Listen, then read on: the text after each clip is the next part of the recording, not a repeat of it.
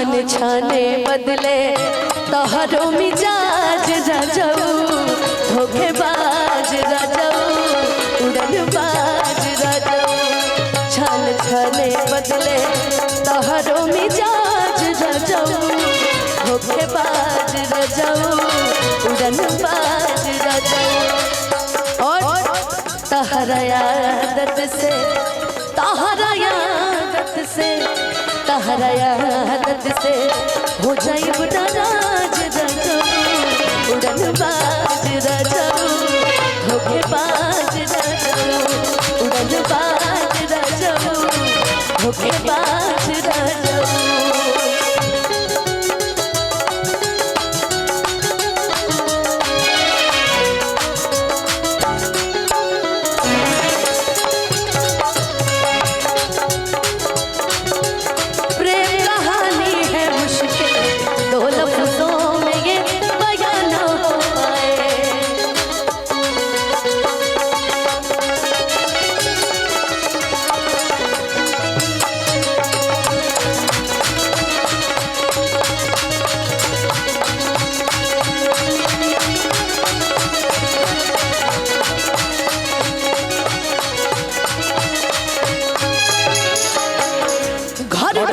जिम्मा सैया हमारे कपार बा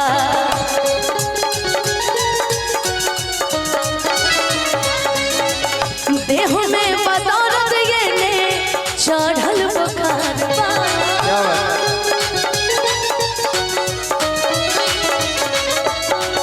घर भर के जिम्मा सैया हमारे कपार बा देह में बदौलत ये ने चढ़ल बुखार।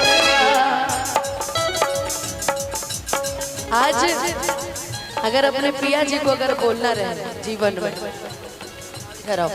आपका क्या नाम है? अर्चना, सीमा, आपका ज्योति, बात बुझाना था।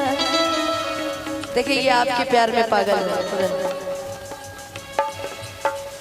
अगर कोई लड़की किसी लड़के को देख के कहती है ना कि ये लड़का मुझसे प्यार करता है, अच्छा तो सदमे में, अच्छा तो सदमे मत रहना, वो लड़का आपके जैसे 20 और से प्यार करता है।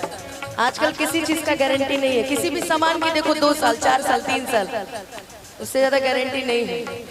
आप बताओ सोनार होके 100 रुपया देता है, बताओ बात बुझी ना था हो जाए नाराज राजाऊ धोखेबाज राजाऊ उड़नबाज राजाऊ धोखेबाज राजाऊ उड़नबाज राजाऊ।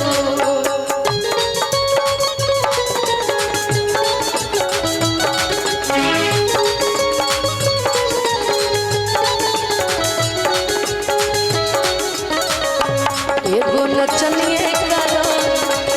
नचनिए कारण कनिया के भुलई रे गइलना, एगो नचनिए कारण कनिया के भुलई रे गइलना।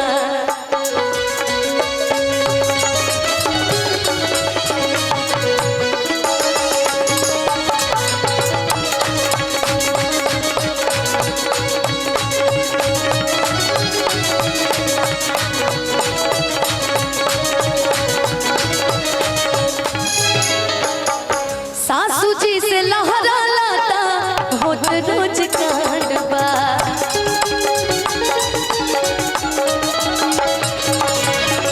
पलंगे पे बैठल बैठल पूरत डिमांड बा।